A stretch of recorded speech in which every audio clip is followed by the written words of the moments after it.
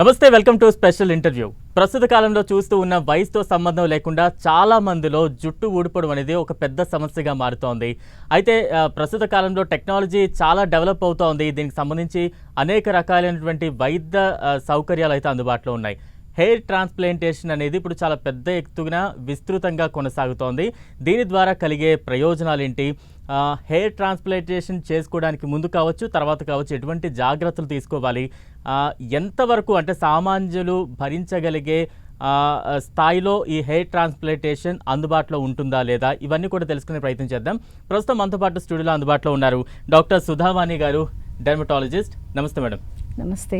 Right, ఇందాక చెప్పినట్టుగా ఈ జుట్టు ఊడిపోవడం అనేది చాలా సర్వసాధారణమైన సమస్యగా ప్రతి ఒక్కరిలో కూడా కనిపిస్తోంది. దానికి కారణాలంటే మొదటగా ఏం చెప్తారు మీరు?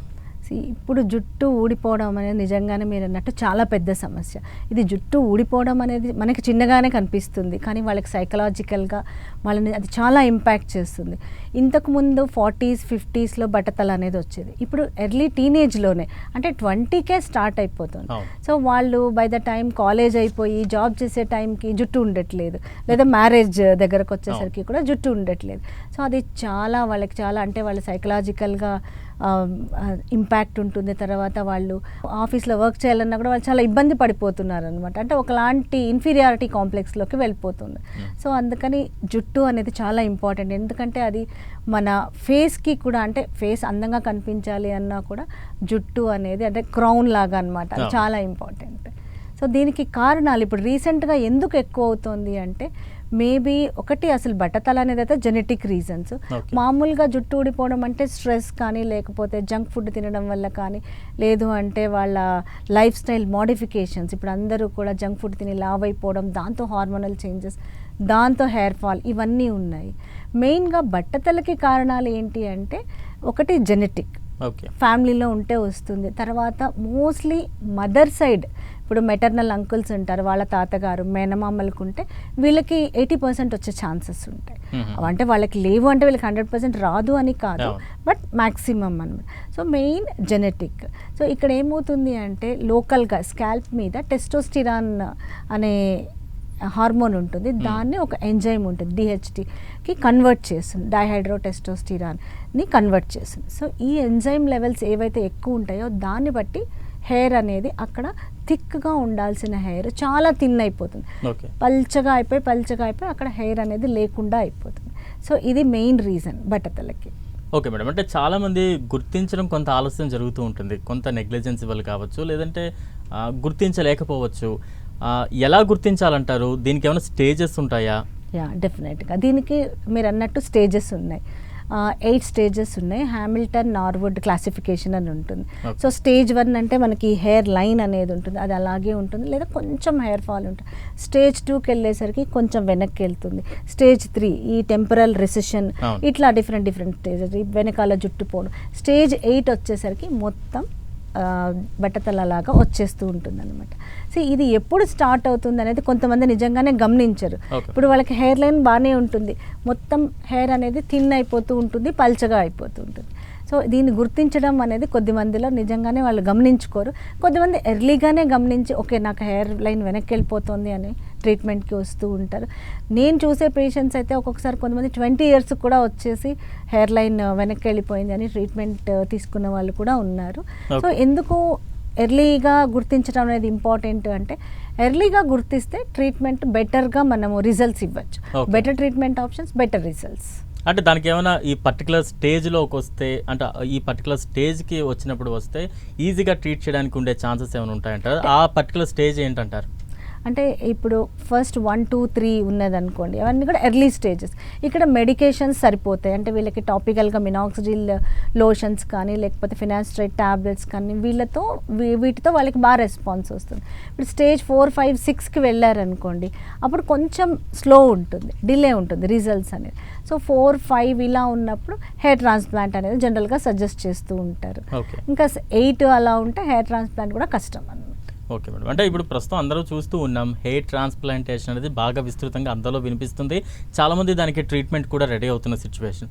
అసలు ఈ ట్రీట్మెంట్ ఏ రకంగా ఉంటుంది? దానికి ఏమైనా అంటే రకరకాలు, అంటే వివిధ రకాలు ఏమైనా ఉంటాయా? ఏ విధానం ఏ రకంగా ఉంటుందంటారు? అంటే హెయిర్ ట్రాన్స్ప్లాంట్ అంటే ఏంటండి?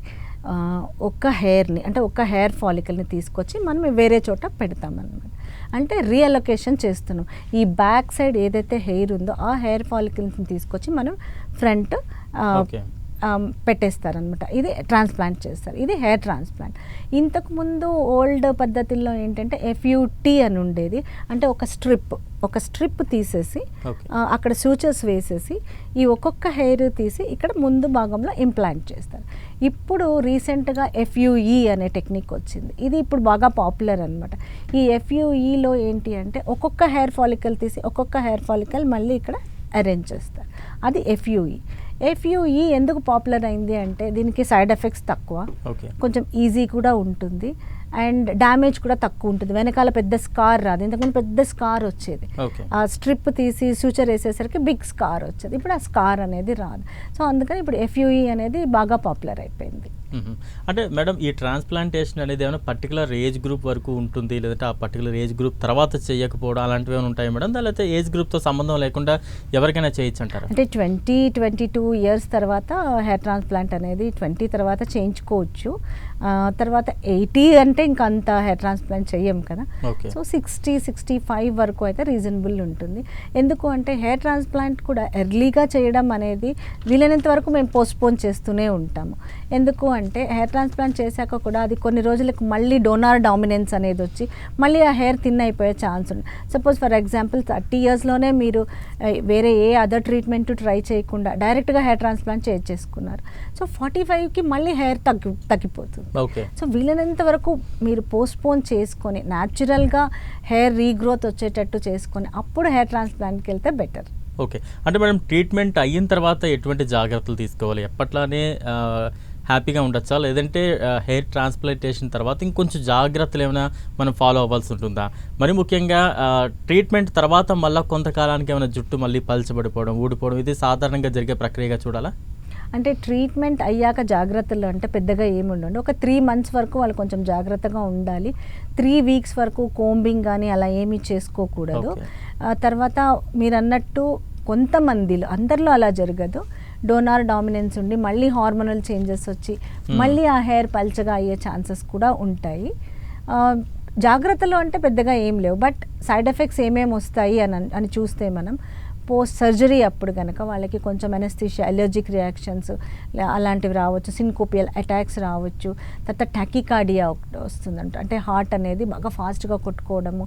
అందుకనే through out the surgery procedure BP అవన్నీ కూడా మనము బీపీ, పల్స్ రేట్ ఇవన్నీ మానిటర్ చేసుకుంటూ ఉండాల్సిందే.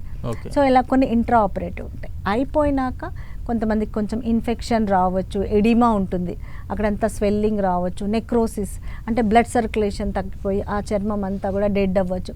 ఇలాంటి సైడ్ ఎఫెక్ట్స్ రావచ్చు. అంటే లేటెస్ట్ స్టడీస్ ఏ రకంగా ఉన్నాయి మేడం? అంటే బట్టతల మీద కూడా జుట్టు మొలిపించే విధంగా హార్వర్డ్ యూనివర్సిటీ కొత్తగా ఏదో కనిపెట్టింది అంటూ కూడా కొన్ని వార్తలు వస్తున్నాయి. దానికి సంబంధించి ఏమైనా అప్డేట్స్ ఉన్నాయా? అంటే మీ వరకు వచ్చిన ఇన్ఫర్మేషన్. అది నేను కూడా చదివానండి ఆర్టికల్.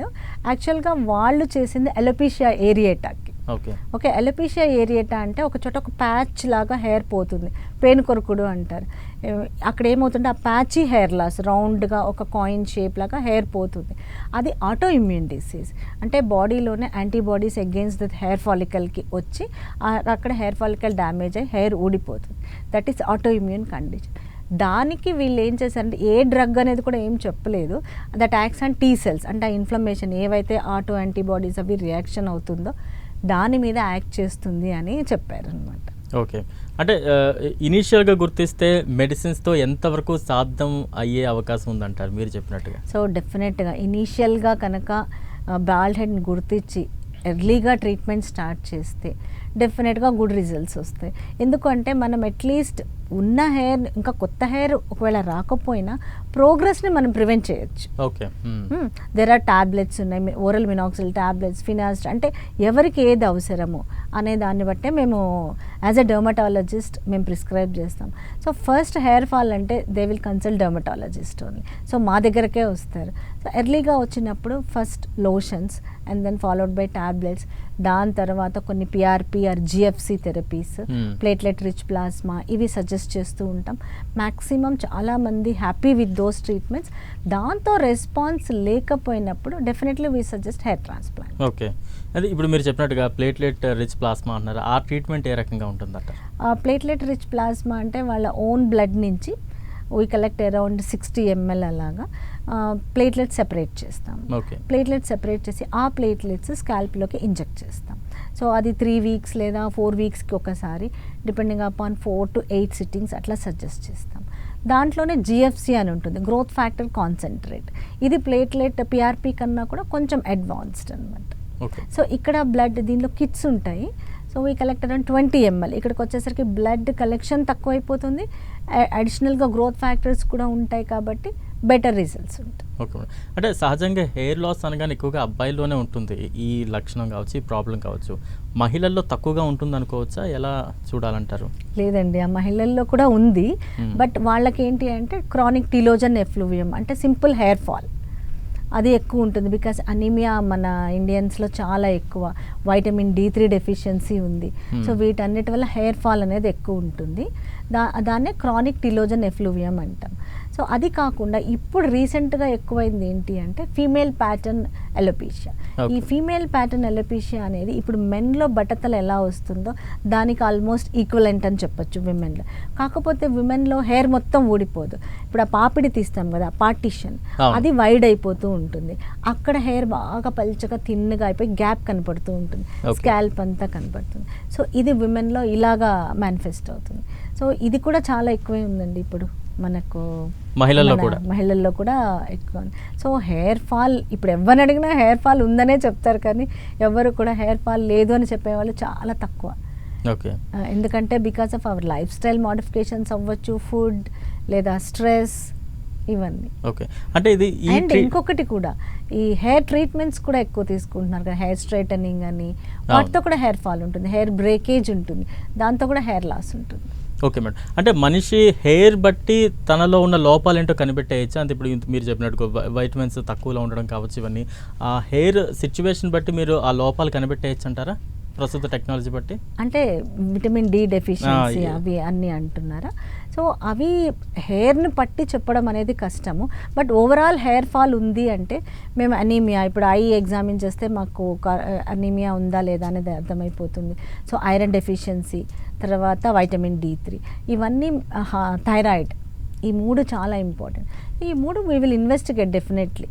ఇప్పుడు టిలోజన్ ఎఫ్లూవియం అంటే ఏదన్నా హై గ్రేడ్ ఫీవర్ ఉండి లేదా వాళ్ళు డైటింగ్ చేసినా లేదా స్ట్రెస్లో ఉన్న ఊడేది just hair fall, typhoid fever తర్వాత వచ్చేది. అది కొన్నిసార్లు కొంతమందిలో కంటిన్యూస్గా పోతుంది, 6 months 8 months అయినా కూడా ఆ హెయిర్ ఫాల్ తగ్గదు. దాన్ని క్రానిక్ టిలోజన్ ఎఫ్లూవియం. అప్పుడు ఇలాంటి ఇన్వెస్టిగేషన్స్ అన్ని డెఫినెట్గా చేస్తాం. దీనిలో ఏదన్నా తక్కువ ఉంది అంటే వీ విల్ రీప్లేస్, అంటే అది ప్రిస్క్రైబ్ చేస్తాము. సో ఫుడ్ అది కూడా ప్రోటీన్ డైట్ అలా తీసుకోవడం వల్ల కూడా మళ్ళీ హెయిర్ రీగ్రోత్ అనేది జనరల్గా ఉంటుంది. ఓకే, బ్యాలెన్స్డ్ డైట్ అనేది ఇంపార్టెంట్. రైట్, అంటే డిఫరెంట్ మెథడ్స్ చెప్పారు, ట్రీట్మెంట్స్ ఏ రకంగా ఉంటాయో చెప్తూ ఉన్నారు. బట్ అందరికీ అందుబాటులో ఉండే అవకాశం ఉంటుందా? చాలామంది హెయిర్ ట్రాన్స్ప్లాంటేషన్ అనగానే లేదంటే ఇటువంటివి ఏమైనా చేయించుకోవాలంటే చాలా ఎక్కువ ఖర్చుతో కూడుకున్నదని భయపడే సిచ్యువేషన్స్ కూడా ఉంటాయి. మీరు ఏ రకంగా చెప్తారు? మీ సజెషన్స్ ఎలా ఉంటాయి? అది అందుబాటులో ఉండే ధరలో ఉంటుందా లేదా అంటే ఏం చెప్తారు? సో ఈ హెయిర్ రీగ్రోత్ అన్నీ కూడా రీజనబుల్లే అండి. బట్ వాళ్ళు చూస్ చేసుకున్న దాన్ని బట్టి కూడా ఉంటుంది. ఒక్కొక్కసారి ఇప్పుడు పిఆర్పి అనుకోండి కొంచెం రీజనబుల్ రేట్ ఉంటుంది, జిఎఫ్సి కొంచెం ఎక్కువ ఉంటుంది. తర్వాత హెయిర్ ట్రాన్స్ప్లాంట్ కూడా ఎంత ప్రైస్ అంటే నెంబర్ ఆఫ్ హెయిర్స్, ఎన్ని ట్రాన్స్ప్లాంట్ చేశాం, తర్వాత సర్జన్ ఎక్స్పీరియన్స్, ఆ సర్జన్ ఎక్స్పీరియన్స్. సో వీటిని బట్టి కూడా కాస్ట్ అనేది చేంజ్ అవుతూ ఉంటుంది. But for simple hair fall అనేది అంత ఎక్స్పెన్సివ్ ఏం కాదండి. ఓకే, అంటే ట్రీట్మెంట్కి ఎన్ని డేస్ పట్టచ్చు మేడం? వన్స్ స్టార్ట్ చేసిన తర్వాత దీనికి 1 day ప్రాసెస్ ఉంటుందా, లేదంటే 2-3 sittings లాంటివి ఏమైనా ఉంటాయా? ఏదంటున్నారు? Hair transplantation. హెయిర్ ట్రాన్స్ప్లాంట్ జనరల్గా 1 sittingలో చేస్తారు. జనరల్గా అది 5-6 అవర్స్లో అయిపోతుంది. సపోజ్ చాలా హెయిర్ ట్రాన్స్ప్లాంట్ చేయాలి అంటేనే అది 12 hours అట్లా కూడా చేస్తూ ఉంటారు.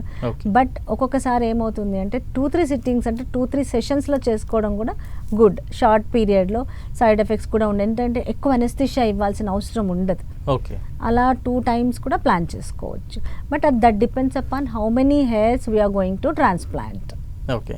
అంటే ఇంటి చిట్కాలు ఫాలో అవ్వడం వల్ల జుట్టు గ్రోత్ బాగుంటుంది అనే అలాంటివి ఏమైనా ఫాలో అయితే మంచిది ఉంటుంది అంటారా మీరు? డెఫినెట్గా ఫుడ్ ఇంటి చిట్కాలు అంటే ఇప్పుడు ఫుడ్ అనేది చాలా ఇంపార్టెంట్.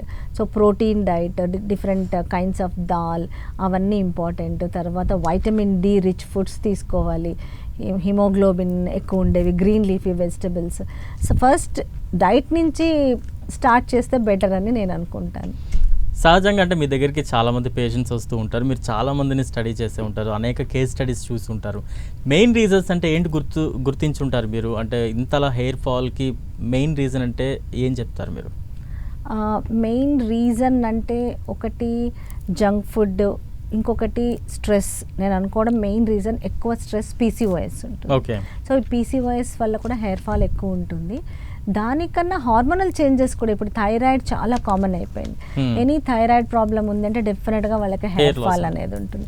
సో చాలాసార్లు మేము థైరాయిడ్ టెస్ట్ రాశాక వాళ్ళకి థైరాయిడ్ తక్కువ అనేది చూసి వాళ్ళు అప్పుడు thyroid treatment they will start అనమాట.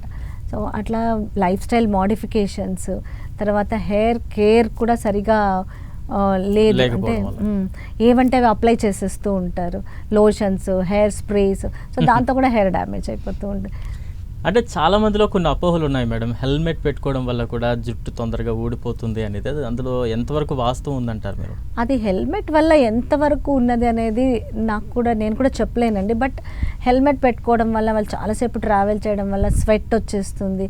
స్వెట్తో పాటు క్రానిక్గా ఫంగల్ ఇన్ఫెక్షన్స్ వస్తాయి. సో కొంచెం ఫ్రిక్షన్ ఉన్న చోట డెఫినెట్గా హెయిర్ లాస్ ఉండిండొచ్చు. సో దాంతో కూడా హెయిర్ ఫాల్ ఉండొచ్చు. ఓకే. అంటే హెయిర్ ఆయిల్ కూడా రెగ్యులర్గా వాడకపోవడం వల్ల కూడా హెయిర్ లాస్ ఎక్కువగా ఉంటుంది అంటారు. కొంతమంది డైలీ పెట్టుకోవాలంటారు, కొంతమంది అంతగా అక్కర్లేదంటారు. ఇది చాలా కన్ఫ్యూజన్ ఉంది ప్రజల్లో. ఏంటి, ఎలా ఫాలో అవ్వాలంటారు? ఒకవేళ పెట్టుకుంటే నైట్ టైం పెట్టుకోవాలంటారా, లేకపోతే వీక్లీ ఇన్ని డేస్ పెట్టుకుంటే సరిపోద్ది అంటారా? ఏం చెప్తారు మీరు? అంటే హెయిర్ ఆయిల్కి హెయిర్ ఫాల్కి ఏం సంబంధం లేదు. అది చాలామంది అంటే వాళ్ళకి అలా అలవాటు అయిపోయి ఉంటుంది. హెయిర్ ఆయిల్ పెట్టుకోకపోతే కొంతమంది హెడేక్ వచ్చేస్తుంది అని చెప్తారు. బట్ హెయిర్ ఆయిల్ అప్లికేషన్కి హెయిర్ గ్రోత్కి ఏమీ సంబంధం లేదు. బట్ హెయిర్ ఆయిల్ అప్లై చేసినాక, అంటే హెడ్ బాత్కి ముందు ఓవర్ నైట్ అప్లికేషన్ కానీ లేకపోతే 1 hour ముందు కానీ హెయిర్ ఆయిల్ పెట్టుకుంటే హెయిర్ నుంచి ప్రోటీన్ లాస్ అనేది తగ్గుతుంది. ప్లస్ కొంచెం గ్రూమింగ్కి యూజ్ అవుతుంది. అది కూడా అంటే చాలా ఇన్వెస్టిగేషన్, చాలా రీసెర్చ్ అంతా అయినాక ఆలివ్ ఆయిల్ అవి ఇవి పెడతారు కదా, ఏ ఆయిల్ పెనెట్రేట్ అవ్వదు except coconut oil. Okay. So coconut ఆయిలే బెస్ట్. అది కూడా 1 hour before hair wash apply చేసుకుంటే సరిపోతుంది. అంటే ఈ మధ్య మనం ఎక్కువగా చూస్తూ ఉన్నాం, సోషల్ మీడియాలో కావచ్చు, ఎక్కువగా ప్రచారం జరుగుతూ ఉంది. కొన్ని రకాలైనటువంటి మూలికలతో కలిగిన ఆయిల్ పెట్టుకుంటే హెయిర్ లాస్ మొత్తం పోతుంది, కొత్త హెయిర్ వస్తుంది, లేదంటే పెద్ద లాంగ్ హెయిర్ రెడీ అవుతుంది అంటూ కూడా కొన్ని ఎక్కువగా వస్తున్నాయి. ఆదివాసి, ఈ టైప్ ఆఫ్ నేమ్స్తో. అది ఎంతవరకు నిజం అంటారు? వీ వోంట్ బిలీవ్ అండి అవన్నీ. ఎందుకంటే ఇంత రీసెర్చ్ చేసి ఇంత మెడిసిన్స్ ఇస్తున్నా కూడా 100% మనం చెప్పలేం కదా ఎవరికి ఎలా వస్తుంది అని. సో నేనైతే అవన్నీ కూడా ఐ డోంట్. ఓకే. చాలా మందిలో కొన్ని అపోహలు ఉన్నాయి మేడం. అంటే ఎక్కువ సార్లు గుండు చేయించుకుంటే కొత్తగా హెయిర్ గ్రోత్ అవుతూ ఉంటుంది, హెయిర్ లాస్ తగ్గుతూ ఉంటుంది. మరోవైపు ఉంగరాల జుట్టు ఉన్న వాళ్ళకి హెయిర్ లాస్ అనేది ఎప్పటికీ ఉండదు అనేది కొన్ని ప్రజల్లో బాగా ప్రాచుర్యం ఉంది. అది ఎంతవరకు వాస్తవం? అవన్నీ అపోహలే అండి. ఎన్నిసార్లు గుండు చేసుకున్నా హెయిర్ ఏమీ అంటే ఎక్స్ట్రా హెయిర్ కానీ, ఎందుకంటే మనకు నెంబర్ ఆఫ్ హెయిర్ ఫాలికల్స్ ఎంత ఉన్నాయి స్కాల్ప్ మీద అనేది మనం పుట్టినప్పుడే డిసైడ్ అయిపోతుంది. ఓకే. అంతే. తర్వాత కొత్త హెయిర్ ఫాలికల్స్ రావు, అవే హెయిర్ ఫాలికల్స్ ఉంటాయి. ఇప్పుడు చిన్నప్పుడు హెయిర్ పుట్టినప్పుడు లేదనుకోండి, వాళ్ళకి మళ్ళీ మనం జుట్టు తెప్పించలేం. ఏదన్నా చేయండి, హెయిర్ ట్రాన్స్ప్లాంట్ ఎక్కడి నుంచైనా బాడీ హెయిర్ తీసి హెయిర్ ట్రాన్స్ప్లాంట్ చేయాల్సిందే, కానీ ఆ హెయిర్లో మనం ఇలాంటి ట్రీట్మెంట్స్ ఇచ్చి హెయిర్ని మళ్ళీ తెప్పించలేము. Okay madam. మేడం, అంటే ఫైనల్గా మా వ్యూవర్స్ కోసం ఏదైనా 5 టిప్స్ ఏమైనా చెప్తారా? హెయిర్ మంచి గ్రోత్ ఉండాలి, లేదంటే మంచి స్ట్రాంగ్గా హెయిర్ ఉండాలంటే ఎటువంటి జాగ్రత్తలు మనం ఫాలో అయితే మంచిదంటారు? సో మంచి హెయిర్ కావాలి అంటే ఫస్ట్ గుడ్ ఫుడ్ చెప్తాను. సో మంచి ఫుడ్, వైటమిన్ D3 లెవెల్స్ అన్నీ కూడా చూసుకోవాలి. తర్వాత లేడీస్లో అయితే కనుక, లేడీస్ అనద్దు, ఉమెన్లో అయితే అనీమియా లేకుండా చూసుకోవాలి. తర్వాత హార్మోనల్ ఇంబ్యాలెన్స్ లేకుండా చూసుకోవాలి. So food is very important. దాంతోపాటు హెయిర్ గ్రూమింగ్ కూడా, అంటే రోజు కూడా షాంపూ పెట్టేస్తారు, సో దాంతో కూడా హెయిర్ డ్యామేజ్ అవుతుంది. వీక్లీ 2 హెడ్ బాత్ చేస్తే సరిపోతుంది. తర్వాత హెడ్ బాత్ తర్వాత ఏం చేస్తారు అంటే బాగా అంటే అలాగే వదిలేస్తారు. న్యాచురల్గా ఆరాలి అని. అప్పుడు కూడా హెయిర్ డ్రై అయిపోయి ఫ్రిజీగా అయిపోతుంది, బ్రేకేజెస్ వస్తే హెయిర్ డ్యామేజ్ అయిపోతుంది. సో అలా కాకుండా లో హీట్తో ఇమ్మీడియట్గా హెయిర్ డ్రై చేసుకోవాలి. సో షాంపూ తర్వాత కండిషనర్ అనేది ఖచ్చితంగా యూస్ చేయాలి. మేడం, అంటే హెయిర్ ట్రాన్స్ప్లాంటేషన్ అంటే ఎవరు చేస్తారు, ఎవరి దగ్గరికి వెళ్ళాలి? చాలామంది కొంచెం కన్ఫ్యూజ్ అవుతూ ఉంటారు, దాని గురించి ఏం చెప్తారు? అంటే ఇప్పుడు హెయిర్ ట్రాన్స్ప్లాంట్ అంటే నేషనల్ మెడికల్ కౌన్సిల్ అంటే ఎన్ఎంసి రూల్స్ ప్రకారం హెయిర్ ట్రాన్స్ప్లాంట్ చేయడానికి డెర్మటాలజిస్టులు, plastic surgeons who are trained in that వాళ్ళు మాత్రమే అర్హులు. ఇంకా వేరే వాళ్ళు హెయిర్ ట్రాన్స్ప్లాంట్ చేయడానికి లేదు. ఇప్పుడు చాలా సెంటర్స్ వచ్చేసాయి. నేను చెప్పేది ఏంటి అంటే ఎవరికైనా కూడా before going to hair transplant వాళ్ళు ప్రాపర్గా ట్రైన్ అయ్యారా లేదా, వాళ్ళ డిగ్రీస్ ఏంటి, వాళ్ళు డెర్మటాలజిస్ట్లేనా లేదా ప్లాస్టిక్ సర్జన్సేనా అని కనుక్కొని ప్రాపర్గా చూసుకొని హెయిర్ ట్రాన్స్ప్లాంటేషన్కి వెళ్తే బెటర్. లేకపోతే ఏంటంటే సైడ్ ఎఫెక్ట్స్ చాలా వచ్చేస్తాయి, తర్వాత బాధపడి ఏం లాభం లేదు. సో ముందే చూసుకోవాలి. ఎందుకంటే అవన్నీ కూడా ఎసెప్టిక్ కండిషన్, ఎలాంటి ఇన్ఫెక్షన్ రాకుండా బీపీ, పల్స్ ఇవన్నీ మానిటర్ చేసుకుంటూ చేయాల్సి ఉంటుంది. అండ్ ఇది 5 to 6 hours surgery. Okay. So చాలా జాగ్రత్తగా చేయాలి. ట్రైన్డ్ పర్సన్స్ ఏదో డెర్మటాలజిస్ట్ ఆర్ ప్లాస్టిక్ సర్జన్ వీళ్ళు మాత్రమే అర్హులు. Okay, thank you madam, thank you so much. Thank you. Thank you madam. మొత్తంగా చూస్తూ ఉన్నాం కదా, చాలా మందిలో అనేక అపోహలు ఉంటాయి హెయిర్ లాస్ గురించి. ఎటువంటి జాగ్రత్తలు తీసుకోవాలి, ట్రీట్మెంట్ ఎక్కడికి వెళ్ళి తీసుకోవాలి, ఎవరిని సెలెక్ట్ చేసుకోవాలి, ఇవన్నీ కూడా చాలా క్లియర్గా వివరంగా డాక్టర్ సుధావాణి గారు మనకు ఎక్స్ప్లెయిన్ చేశారు. ఫుడ్ హ్యాబిట్స్ చాలా ముఖ్యంగా జాగ్రత్తలు తీసుకుంటే ఎటువంటి హెయిర్ లాస్ను కొంతవరకు మనం అవాయిడ్ చేయొచ్చు అంటూ చెప్తూ ఉన్నారు. అలాగే ట్రీట్మెంట్ ఏ రకంగా ఉంటుంది, ఎటువంటి జాగ్రత్తలు ట్రీట్మెంట్ తర్వాత కూడా తీసుకోవాలి, ఇవన్నీ కూడా చాలా క్లియర్గా ఎక్స్ప్లెయిన్ చేశారు. ఇది వాళ్ళ special interview. Stay tuned to 10 TV.